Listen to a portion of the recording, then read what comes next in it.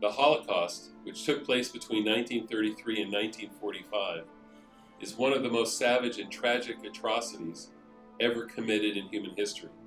Nazi Germany and its collaborators persecuted and murdered 6 million Jews and millions more prisoners of war, homosexuals, gypsies, people with disabilities, political dissidents, and others. We are honored to have an opportunity to host a Holocaust memorial service on behalf of the Calgary Council of Christians and Jews at St. Michael's Community on Thursday, May 15th. This event is open to the public, and we encourage everyone to come and to move forward together as we remember this unthinkable tragedy. To this day, it is almost impossible to adequately convey the horror and gravity of the Holocaust and the terrible price paid by countless souls. The issues of religious and ethnic intolerance, marginalization, bigotry, persecution, and subjugation are matters that should be of deep concern to us all. It is our duty as human beings to understand and remember what took place, so that we may ensure that nothing like it ever happens again. The charge to us is to embrace that commitment to remember. Current and succeeding generations must prepare themselves to become the primary conduit for relating the experience of the Holocaust for the future.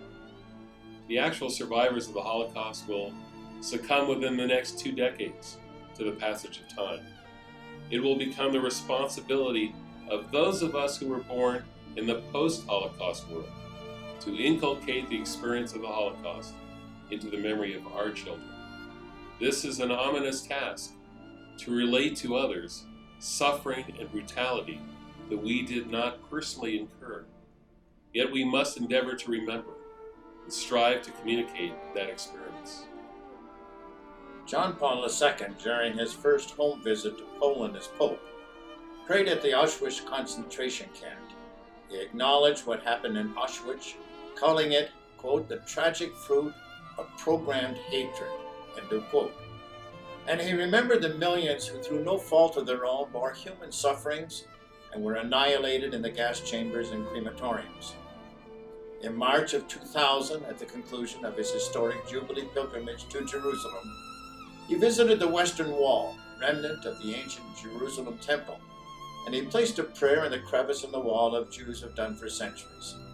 The prayer reads, God of our fathers, who chose Abraham and his descendants to bring your name to the nations, we are deeply saddened by the behavior of those who in the course of history have caused these children of yours to suffer, and asking your forgiveness, we wish to commit ourselves to genuine brotherhood with people of the covenant. The cycle of inhumanity to those who are different must be broken in the chain of history. Together, we can begin to accomplish that breakthrough to a better world through the power of memory. Let us remember the lives of the 6 million. Let us hallow the names of Jews and righteous Gentiles who fought the Nazi evil. And therein, we will truly be able to heed the words of the Bible, which urges us to choose life that we and our children might live. We invite people of all faiths to join with our Jewish brothers and sisters on May 15th at 7:30 p.m. for an evening of stories, music, and testimonies of hope, as we honor and pay respect to the memory of those lost in this unfathomable genocide.